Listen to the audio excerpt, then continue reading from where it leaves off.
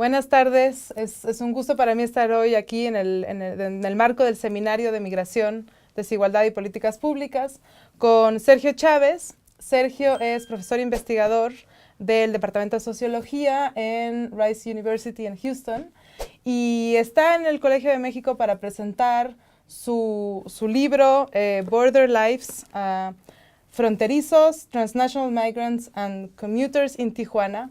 Y ¿qué te parece si empezamos la discusión justamente con la idea, ¿por qué tantos nombres, tantas poblaciones?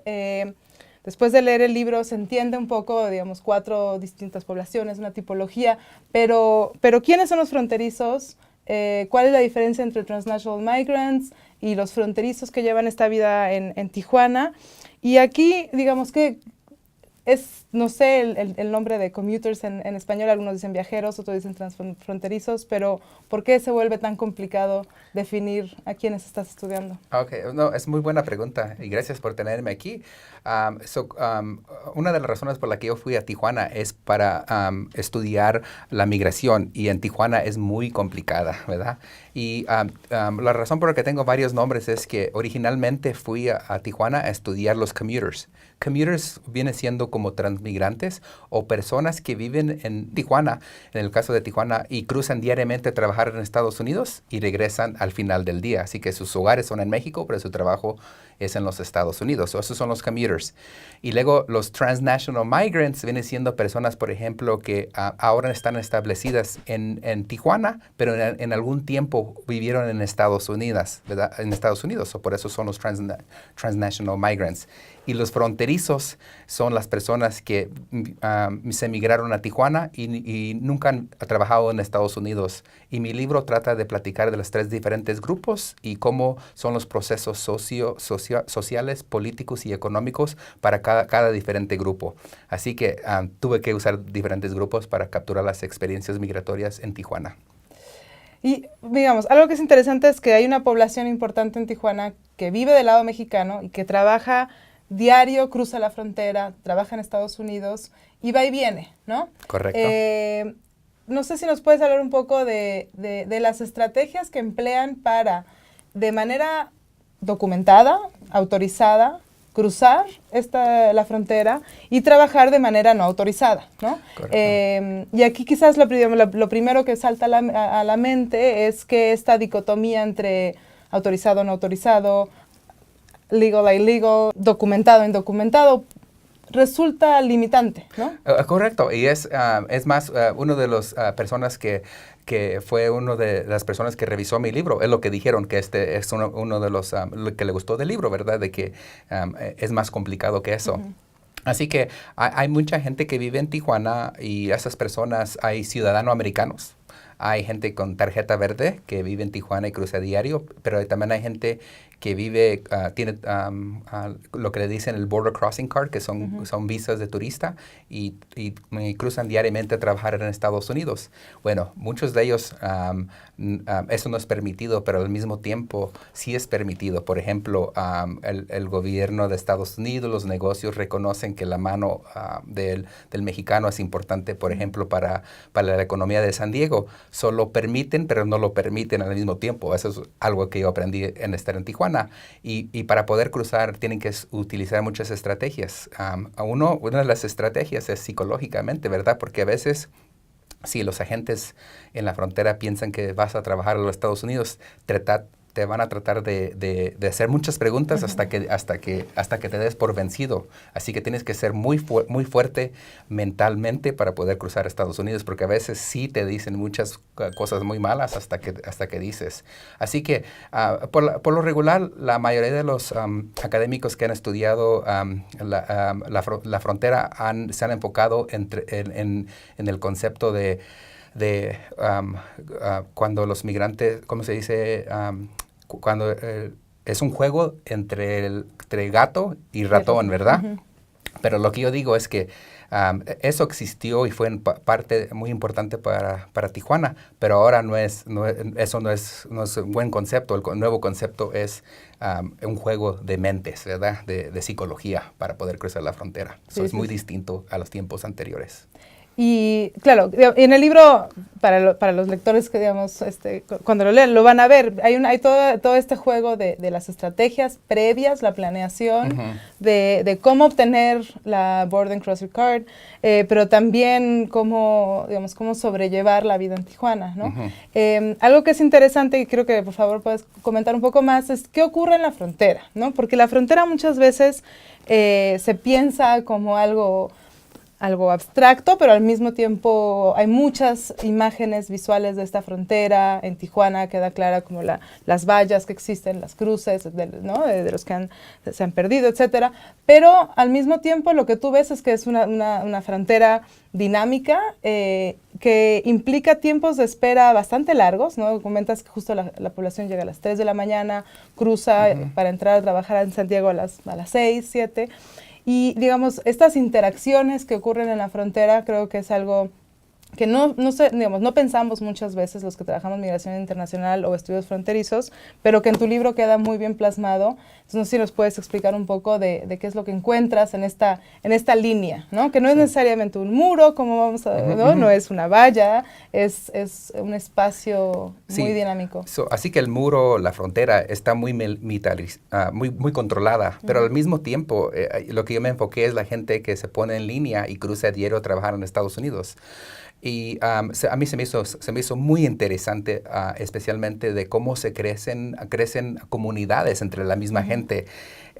Por ejemplo, hay muchos que se conocen y a veces si vas a llegar tarde al trabajo, tú dependes mucho en gente que conoces. O por ejemplo, si tienes que llegar al trabajo y tienes que estar ahí en media hora, ¿verdad? No puedes estar esperando una hora en la línea.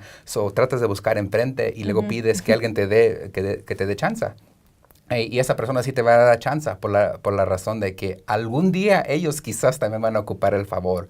Se me hizo muy interesante. La otra cosa que se me hace muy interesante es que la gente se platicaba mucho, platicaban de, ¿dónde están los trabajos en Estados Unidos? O en México también, ¿verdad? Otra cosa que platicaban es tratar de, se hacía comunidad de qué es lo que tenían ellos en común como gente que cruza diario a Estados Unidos. Siempre se me hizo muy fascinante. Es más, en un tiempo quería enfocarme completamente en lo que pasa en la línea, la gente caminando o los carros y la gente que vende burritos o lo que sea, o champurrado, se me hacía muy interesante. Pero después me enfoqué más, no nomás lo que pasa en la línea, sino que pasa en Tijuana en general. Y, a ver, en el seminario de Migración, Desigualdad, Políticas Públicas, algo que es muy interesante es tratar de comprender las desigualdades como causa de la migración, también como resultado de la migración.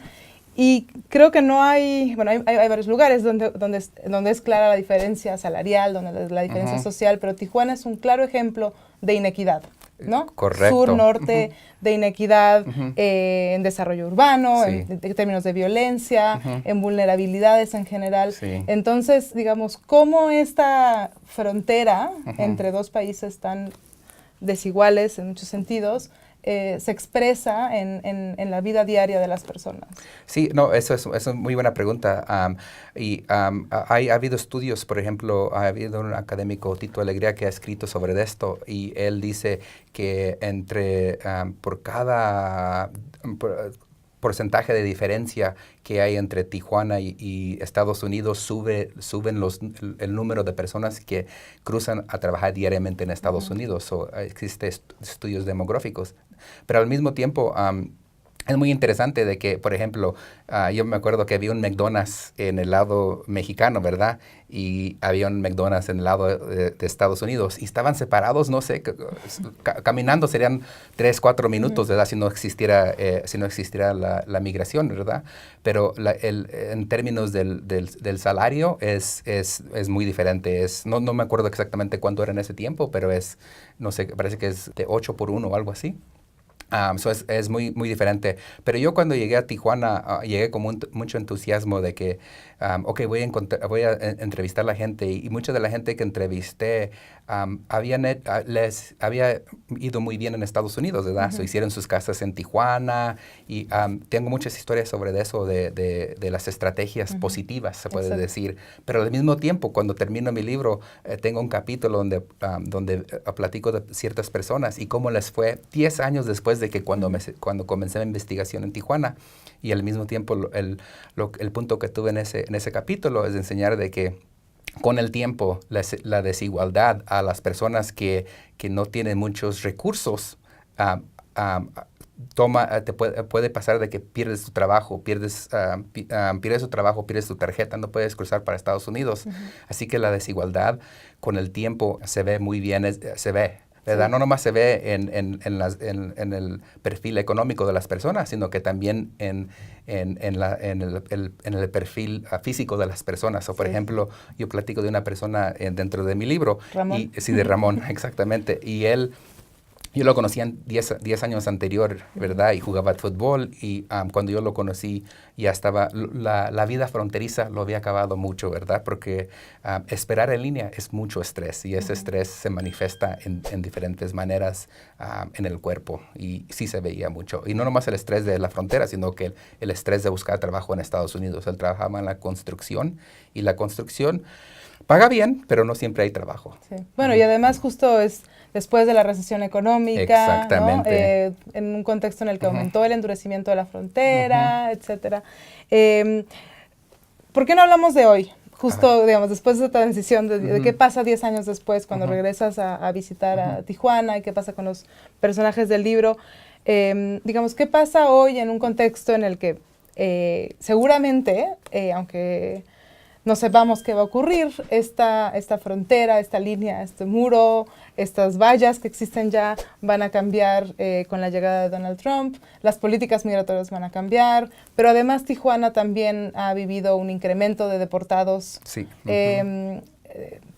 Algunos que intentan regresar a Estados Unidos, otros que ven en Tijuana un lugar de destino, y otros migrantes que llegan, está el caso de los haitianos que están varados en Tijuana. Entonces, ¿qué pasa hoy y qué crees que podría pasar en un futuro incierto, pero donde esta línea, esta frontera es posible que cambie? Sí, bueno, algo de lo que yo aprendí de escribir mi libro y hacer toda mi investigación es de que el problema con el muro, el problema con la frontera, el problema con leyes de migración, es de que esas leyes son hechas por personas que están muy lejos de la frontera, ¿verdad?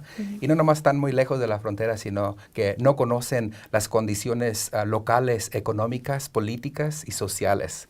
Sí, a mí me encantaría, pero no creo que lo haría. Me gustaría llevarme a Trump para Tijuana un año, ¿verdad? Para que conociera por qué que existen estas dinámicas económicas en Tijuana, para que vea. Y otra cosa para ver, pues, de que la razón es de que, bueno, queremos crear un muro más grande, mucho más grande, ¿verdad? Pero ha habido muchos estudios que dicen que eso no funciona. Yo pienso que lo que hace mi libro es que enseña por las vidas, enseña por parte de las vidas de la gente que vive en Tijuana cuáles son por qué no funcionan los muros o por qué no funcionan las fronteras en parar las migraciones. Y una cosa, la cosa que podemos decir es de que hay mucha ya relación económica, política, social entre los dos países, ¿verdad? Que los dos países dependen uno de los otros, pero es muy malo que no